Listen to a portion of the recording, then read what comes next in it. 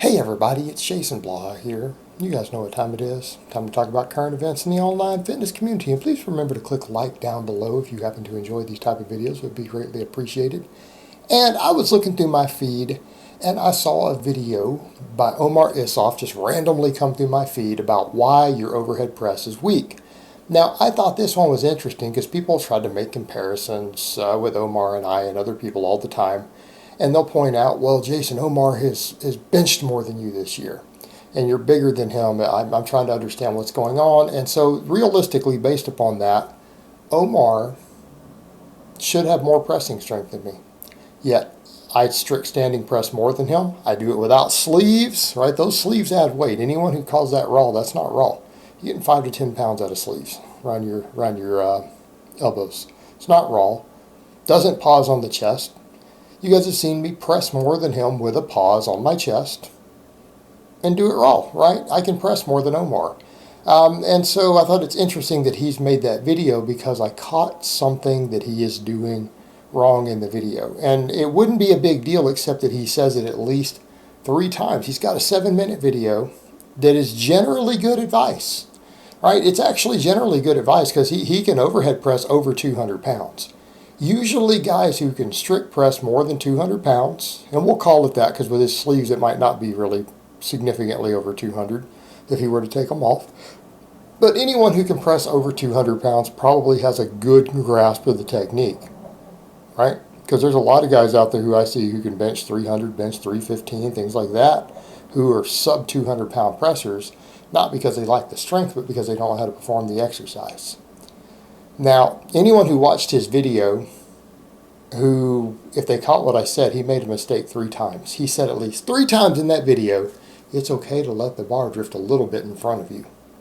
No, it is never, ever, ever, ever okay on a heavy overhead press. If you're trying to actually lift maximum weight, it is never okay for the bar to drift 1 inch forward.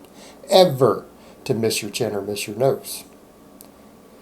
And what's interesting is that he pointed out repeatedly, because if it goes too far forward, you'll lose your center of gravity, you'll lose your leverage, you'll bleed energy, and it will become a problem. I agree with that. I agree with that. Too far forward is any forward. I will say that an entire inch is an inch too far forward. That bar should never, ever drift forward. People would say, well, how do you avoid it? You move your body around the bar. A lot of his stuff was right. You need to be stacked, right? You need to have the bar tight. You need to have those elbows forward. He's like, well, you can lean back a little bit. No, you lay back as much as you have to not ever move the bar forward. All right, that is one of the biggest mistakes. One of the biggest mistakes I see anyone do on the press, and then they wonder why they can't lift a really heavy weight. They might do pretty decent on sets of 8 or 10 or anything else. Then you throw a real weight at them and they can't press it. They can't get it over their head. Why? Because they let the bar drift forward at all in front of you. Any deviation away from the middle of the foot, you bleed energy on this exercise. In fact, that's one reason I like the football bar. The football bar forces you to exaggerate all of this even more. It's extremely awkward. It's extremely hard. But because of the way the bar drifts with the football bar, it keeps your shoulders in a safe position. Right? It keeps your shoulders in a safe position, even if it has forward drift, because you're forced to drift the bar forward by the nature of the bar. You're forced to exaggerate all of this. It's more awkward. It's difficult. That's one reason I've been using it for overhead press. It's again, it builds a different form of strength. But if you're trying to lift maximum weight on the press, particularly on a 1 rep max, you can't let the bar drift forward at all. You have to lay back. In other words, that bar needs to make a straight line. That bar cannot curve at all. In other words, you lay back, deep breath, you squeeze the bar as hard as you possibly can. All right? The laying back and the squeezing the bar are part of the reasons I've been able to develop a pretty good overhead press. A respectable one to where a lot of people said, okay, that's a legit press. And what do I mean legit? Well, if I were to go compete in strength lifting, the only sport in which the press is used, I could possibly break their world record for my class. Okay, I could probably break their record for my class. Last time I checked, I could. I would need to go look at it again. I'm pretty sure I could do so. Again, for masters lifters. I'm decent at the press. Not amazing, but it's pretty decent. So part of the reason I've been able to do so, and a lot of people have complimented me on it, is the fact that I've learned how to lay back while squeezing the bar as hard as possible so that the wrists stay relatively straight, which you can't do on a bench, but you can on a press. Super deep breath, you lay your torso back while keeping your quads, your hips, your abs, everything tight and stacked, and you drive up. Now, Omar is right. You need to get your head under that bar as fast as you possibly can, immediately. But how do we do that? We do that by laying back, pressing, and immediately driving your head forward. If you don't let the bar drift forward and you lay back to do it, the bar doesn't bleed energy by getting in front of you. And instead of getting and turning into an incline as soon as it gets moving, you just bring your torso forward and your head forward so that you get your head under the bar the second the bar clears your head. But you have to lay back. You never, ever let the bar drift forward to miss your nose or your chin. Ever. Even 1 inch is detrimental. Letting that bar drift forward 1 inch could turn a 200 press into a 185 press or a 190 press. You could bleed 10 to 15 pounds off your press just because you let it drift forward enough to miss your chin. You have to do the layback. And that's where the tightness comes in. You have to get your core tight. You have to have everything pulled in tight. You have to have stability and be stacked to do that.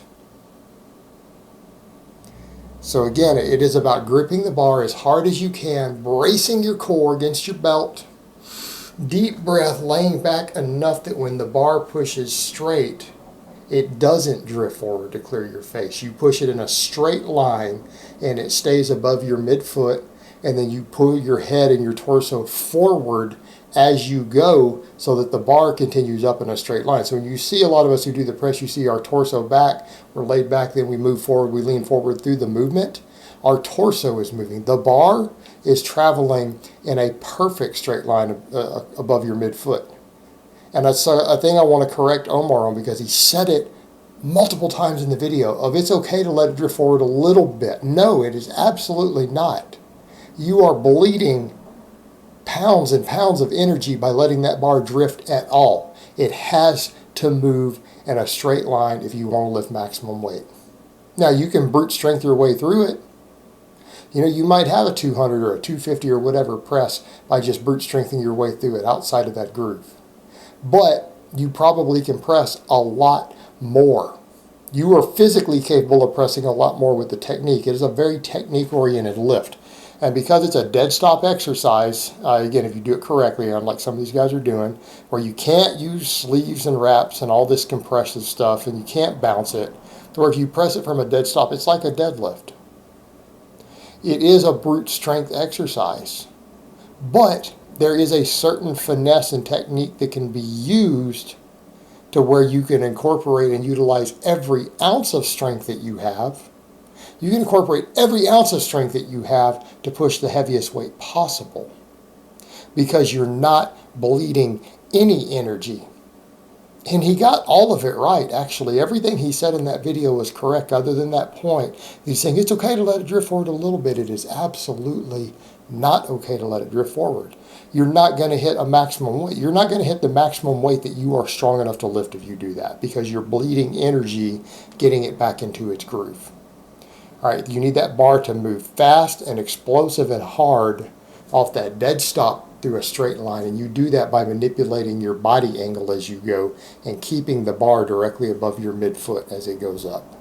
And if that bar deviates at all anywhere along the way, and you actually have a maximum weight, like if you have at least 95% of your 1 rep max on the bar, or you're at a limit set, a heavy work set, and you're on the last rep that you would be capable of doing, if that bar drifts at all in any direction, you're going to miss that lift. You will not be capable of lifting maximum weight for your strength level if that bar drifts to miss your face. You can't do it at all. If it's an issue for you, you have to lay back another inch. You have to lay back another inch and get your chest up more, fuller lungs, to get the weight started, to drive it and then push through. That bar cannot drift forward, ever. It's completely a contradiction for someone trying to lift maximum weight on it. It's different if you're training brute strength. It's different if you're trying to just deal with an awkward load like messing with a football bar. But when you're trying to lift maximum poundages on a strict press, you have to lay back. You have to move your body and your face around the bar, not the bar around your face.